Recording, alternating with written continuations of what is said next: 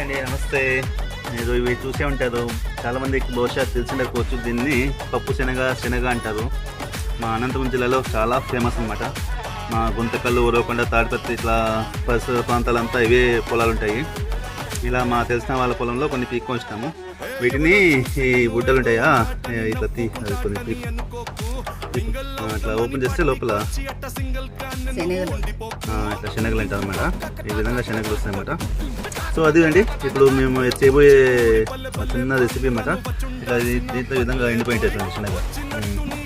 So ఇవన్నీ బుడ్డలను పీకి ఇట్లే బుడ్డలతోనే వేయించాలన్నమాట.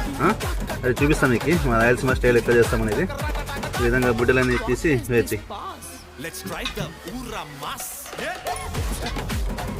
వీటి నుంచి లో ఫ్లేమ్, మీడియం ఫ్లేమ్ మీద ఒక గిన్నెలో వేయించాలన్నమాట. ఇట్లా అన్ని ఒక 10 మినిట్స్ వేయించితే దాంట్లో గింజలు బ్రౌన్ కలర్ అవుతాయి, భలే ఉంటాయి అన్నమాట.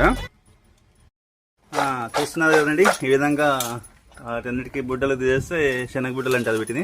ఈ విధంగా అన్నీ వేరు చేసినాము ఆ ముక్కల నుంచి. దాంట్లో ఒక 15 నిమిషాలు 20 నిమిషాలు వేయించుకుంటే బాగా రోస్ట్ అవుతాయి అన్నమాట.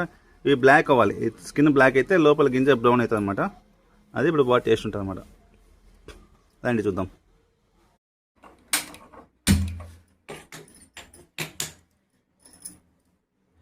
ఈ విధంగా స్టవ్ వెలిగించుకొని బాణలి పెట్టుకొని ఇంకా శనగగుడ్డల్ని వేసేయండి.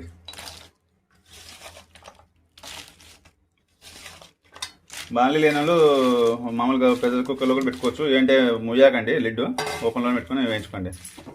మీడియం ఫ్లేమ్ కానీ హై ఫ్లేమ్ కానీ పెట్టుకొని ఒక 15 నిమిషాలు బాగా తిప్పుకుంటూ వేయించాలన్నమాట.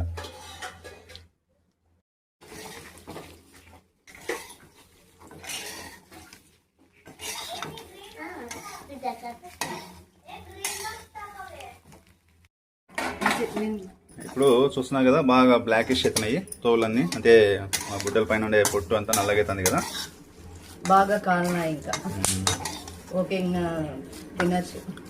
ఇంకా వీటిని ఒలుచుకొని తినడమే. మీరు మీ ఇంట్లో పిల్లలంతా హ్యాపీగా సరదాగా తినుకుంటే ఎంజాయ్ చేయండి. Thanks for watching. Please subscribe.